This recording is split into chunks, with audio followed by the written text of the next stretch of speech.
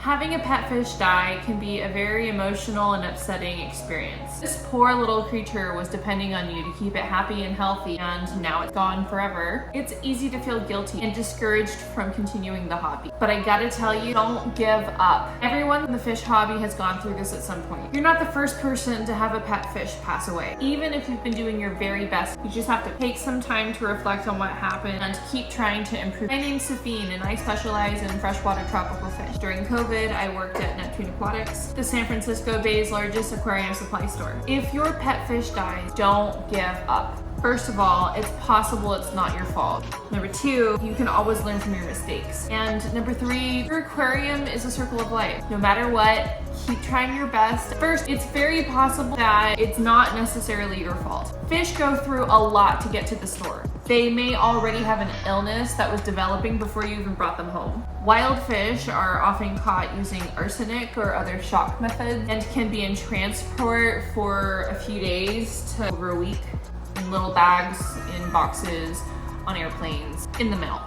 Even if you've had your fish for a few weeks, it may look fine at first, but it's actually slowly dying of some condition that it had before you bought it. Some wild caught fish just can't adapt to aquarium life, especially if the water conditions that it was used to living in the wild are significantly higher or lower pH than normal for most fish.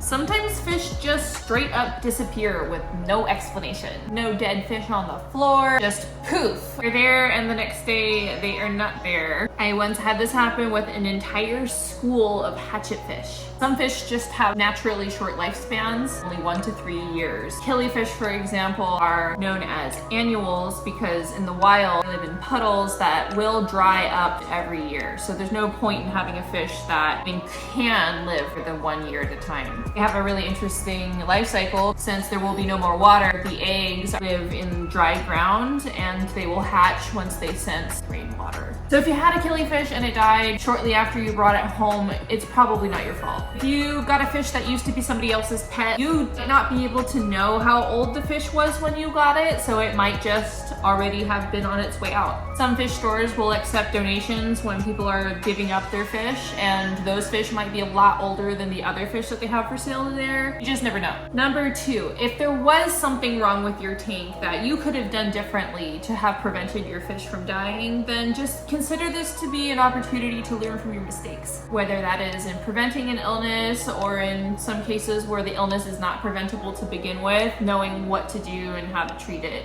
Sometimes fish get sick for no reason, even if you've done nothing wrong. They may have just not been able to digest their food, or maybe they just had their seasonal cold that got out of hand. I don't know what goes on in fish land. Sometimes I think fish have heart attacks. If you overfeed your fish, that will reduce their life expectancy, so starving them is healthier.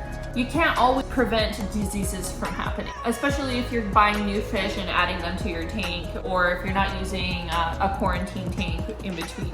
If your fish might have died from poor water quality, check all your water parameters, including your tap water. Throw away whatever instant test strips you may have. I recommend you invest in an actual test kit. They might be more expensive, but they will last you for a really long time, and this is the only way you'll know if your test strips are even close to being accurate. These ones are the real deal. If all of the parameters look fine, then you could look for other reasons, such as buying a new plant that could have had toxic chemicals on it, or a new decoration might have paint that's bad for your fish on it. Maybe the heater broke and the mercury inside started to poison your fish. There's just all sorts of reasons. You cannot really predict every single possible thing that could go wrong, but you can learn from them. It's just part of the process of becoming a more experienced fish keeper. Thirdly, having an aquarium is not like having a cat or a dog. Fish tanks are all about the circle of life. Even if you have a fish tank with one fish in it, technically speaking, you've got the circle of life going on with the beneficial bacteria in the filter. Community tanks like this one here, there could be babies being born, babies growing up, babies getting eaten. You've got the bottom feeders taking care of that part of the ecosystem, the algae eaters cleaning the tank.